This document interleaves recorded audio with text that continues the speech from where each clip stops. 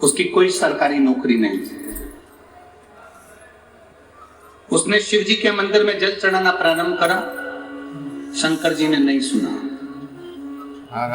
2019 में उसने जल चढ़ाया, शिव जी ने 3 महीने में नहीं सुना, तो वो घर आकर मेरे से बोला, आई बाबा नहीं सुनते, सीवर वाला महाराज झूठ बोल गया।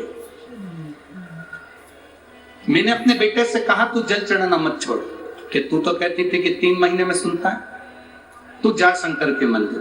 मेरे बेटे ने 1 साल पूरा शिव जी को जल चढ़ाया, बाबा ने उसकी नौकरी तब नहीं। दूसरी बार फिर बाबा ने जल चढ़ाना प्रारंभ करा दूसरे साल में।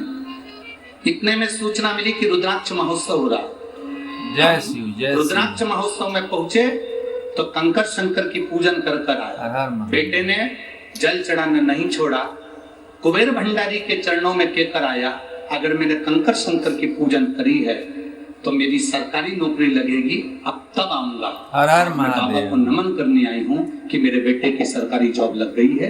मैं बाबा को नमन कर। जय हो कहीं बैठी हो ठाकुर जी हर हर महादेव। ठीक है, हाथ हिला दो जी।